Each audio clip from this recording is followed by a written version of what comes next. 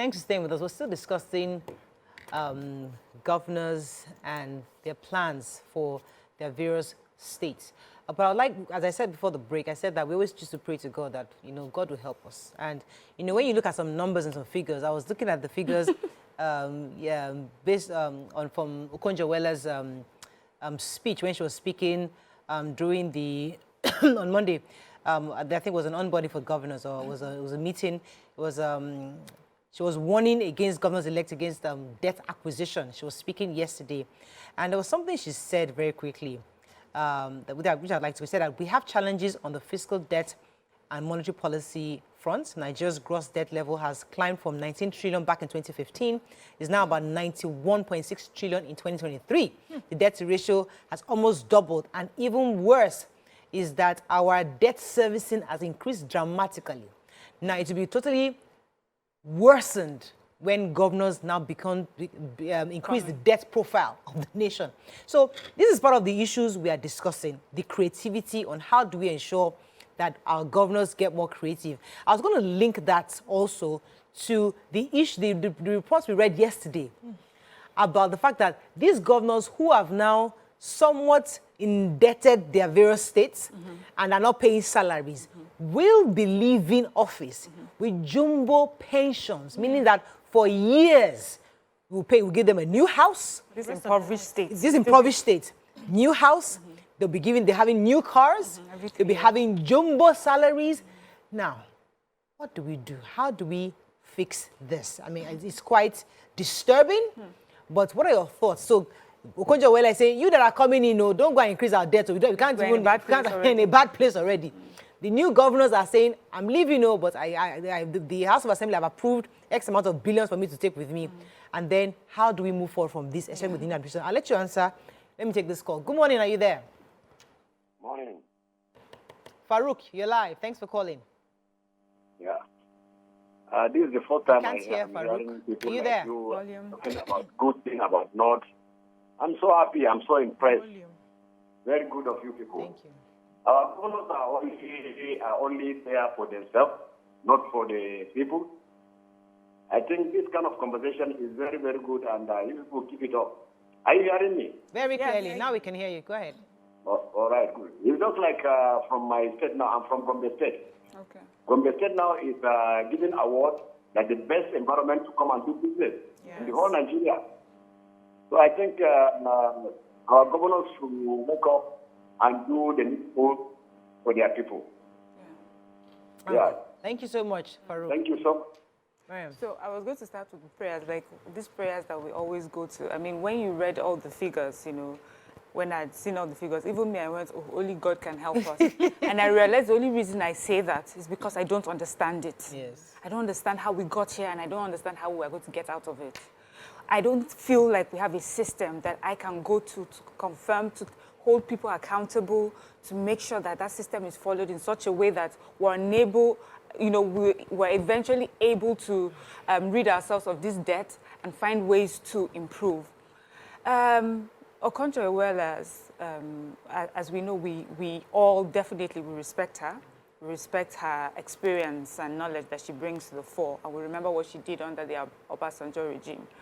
And to think that she was part of those who, tried to sort of reduce this debt profile at the time that she, was in government. And here we are now. She's part of saying, okay, if you come right now, things are even much worse than it used to be. It just shows me that there's nothing that we cannot fix if we're ready. There's nothing that is impossible to fix, but we're not ready, we're not knowledgeable, we don't care how it's done. We just want to get there and have our own piece of the cake. Simple. That's what this is about. So we need a system, whether we like it or not, whether we are Nigerians, we like to Nigerianize this or not. People need to pay for when they do something wrong. People need to know that there are consequences for not doing the right thing. You cannot come and be governor of a particular state, leave the state impoverished, and then go away expecting to still be catered to by that same state. It's so unfair. When we took the report yesterday, there was something you wanted to bring up, and I think we should look at it, that every state governor, by the time you're done, we put the paper down for you. We look at the figures. If you're good to go, 10% of whatever it is that you were able to bring into, we will use that in servicing you, or not 10%, I'm sorry, maybe like 2%, servicing you during your pension years. If it was debt, you gave us much more. You owe us. You owe us. Do you understand? Let people know that they still have to earn. It's not given. I just don't need to know some cronies, get into office, and then I know. For some people, I feel that's all the reason why they're doing it. The moment I get there, I know that my pension is sorted. So I don't need to do much. If you like, send me out of the place after 4 years. I just know that my pension is backed. It is backed by law. Thank you. But if I know that if I don't do well, there's nothing for me to go home to. There's nothing for me. Because this thing that we call legacy, we call, your name, it means nothing to Nigerians anymore. Yeah. It has to do about money. So we now understand it's a transaction, right? Yeah. Okay, show us what you have done, and then we will repay you. Let me take this call. I mean, I like to hop on other people. Let me take Onome calling from Ojodu. Good morning, Onome, you live. Oh, I'm so sorry for keeping you.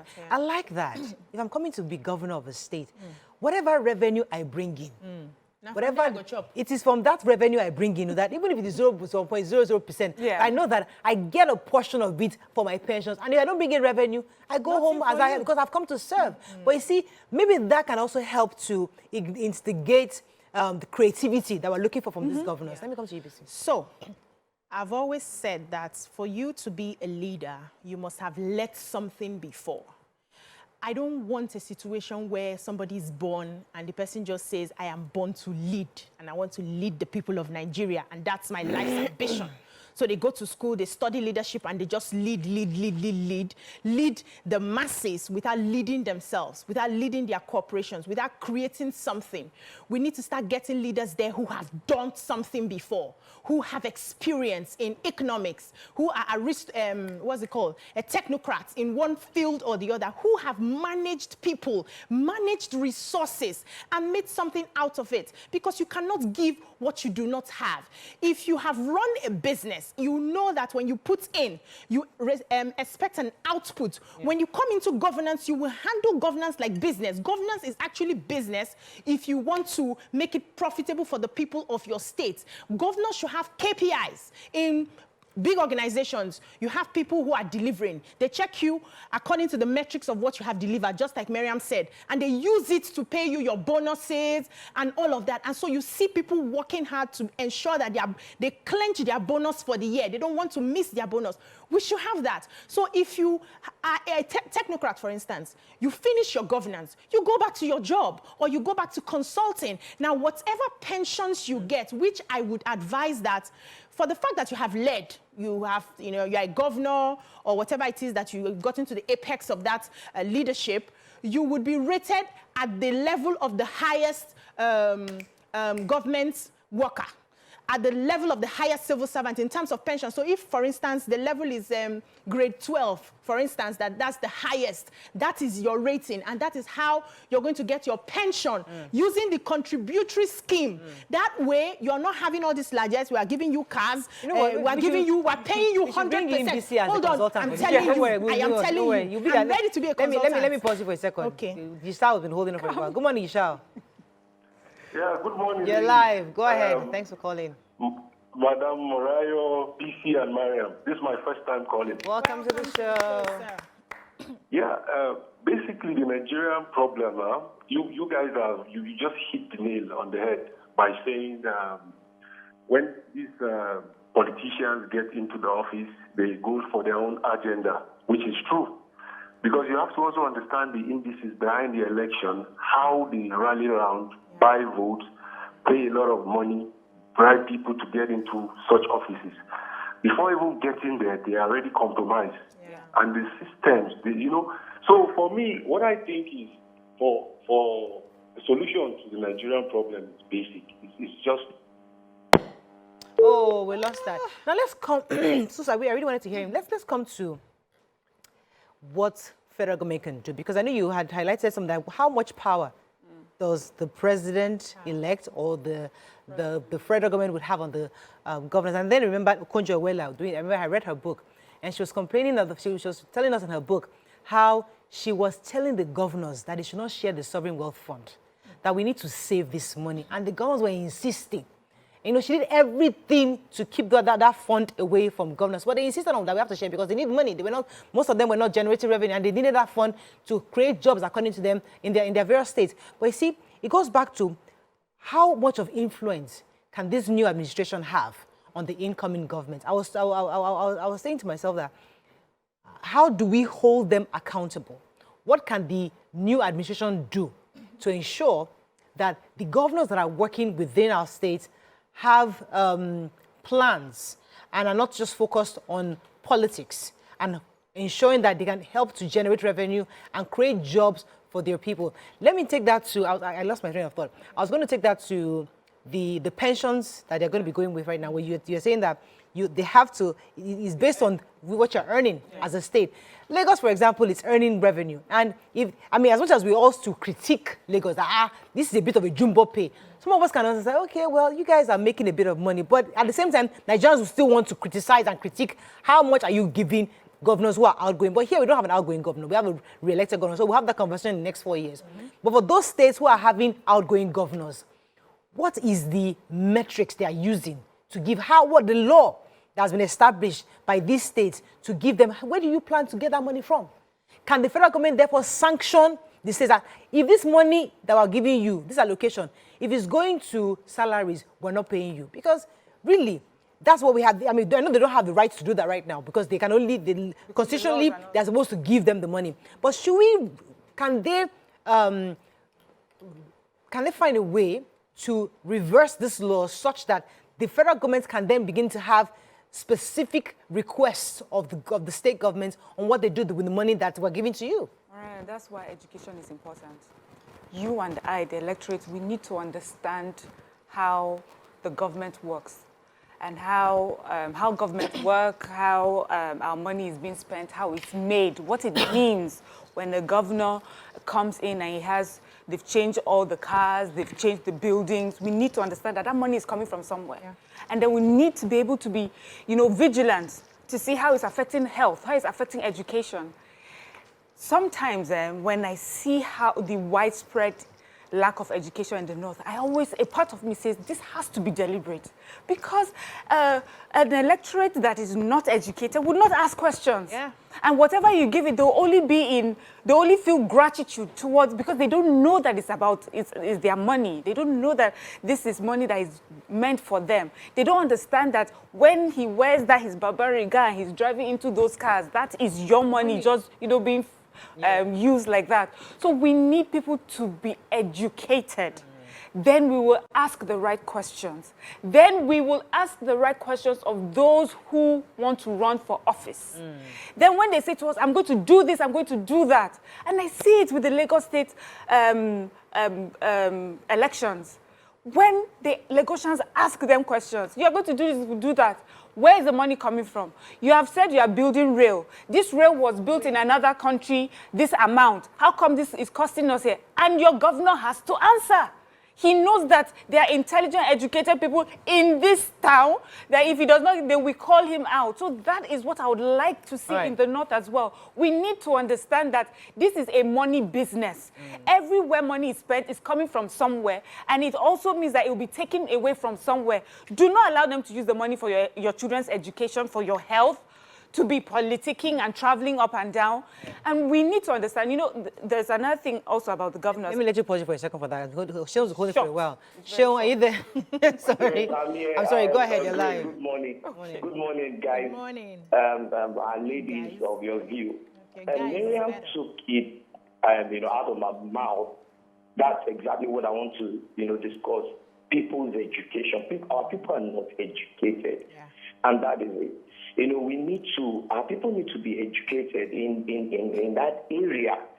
We need to know that. We need to ask questions from leadership, especially leadership that are closer to us, our councillors, our chairmen, our governor.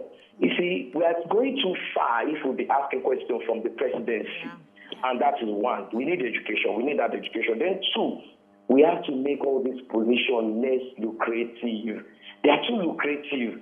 You know, when you know that you are going there with a zero, with nothing, and you are going to come back with nothing, you are not going to receive newspaper allowance, cutlery allowance, and all other, okay, I don't want to use the word nonsense allowance. Until we make it look, you know, that position, those positions less lucrative, I don't think would move forward. Let's make it less lucrative. And the work is on the House of Assembly, you know, the State House of Assembly, and then the National House of Assembly. So until we begin to do all of this thing, and then we do a lot of overhauling in this area. All right. Thank you so much. Yes, Yeah, we could. so let me just finish. I was just going to say, so an educated electorate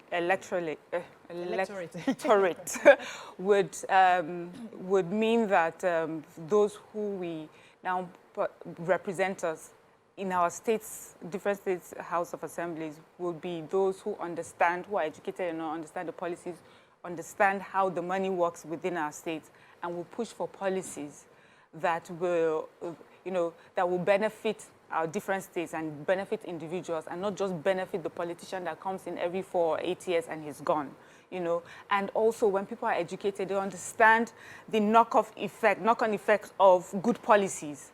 Even if I'm the one that has put the policy in place, I may not enjoy it directly right now, but because I've put this good policy in place, I've stopped overspending and just putting money towards pensions and just sitting there. And once I put a great policy in place, I know that I would enjoy the benefits of it. And I know that when I push for a bad policy, I will suffer the consequences of that. And my children will enjoy benefits of good policies, and my great-grandchildren, and so forth. And also, if it's a bad policy, I will suffer the consequences, and so will my generation. And it's from lack of education and exposure that people just think of today and the now. That, All right, we have to wrap this up, and let me take this call, then I'll come to you, BC. Good morning, are you there? Oh, I lost the call. BC, as we wrap up on this, I mean, because really the reason why we're highlighting this conversation is because it's quite disheartening to see Nigerians just praying. We all do pray. Yeah. We are all praying that Nigeria will be better, that we can have jobs. We pray, we trust God to provide these jobs for us. Yeah. But we don't want the new administration to resort to only prayers. We want the new administration, including all the various parties, because we have quite a few governors from different parties also. We expect that they actually do work. So as we wrap up on this, what are some of the things you'd like to highlight to be done in this new administration? So we cannot keep doing something the same way and expect a different result. The government of before have gotten away with a lot of things because Nigerians were not aware enough to request and insist on accountability. But now we're waking up, right? And I would like this incoming administration to put some things on ground. First of all, governors must have KPIs. When they have their governors meeting, I don't know what they discuss. They must have KPIs. They must have deliverables as governors. So if we give you so and so amount, this and this is what we expect. And as a matter of fact, they can adopt that UBEC style, where you want to be giving something for education. This is what you should generate as a governor to be able to access this fund. You want to be giving something for this or that, maybe infrastructure or whatever it is, or even your allocation. This is what you must generate to be able to assess this and get them to work. You will see that because they want that money to be able to work, they will generate. You have to put them in a position where they are allowed to think. Now, there's so much largesse.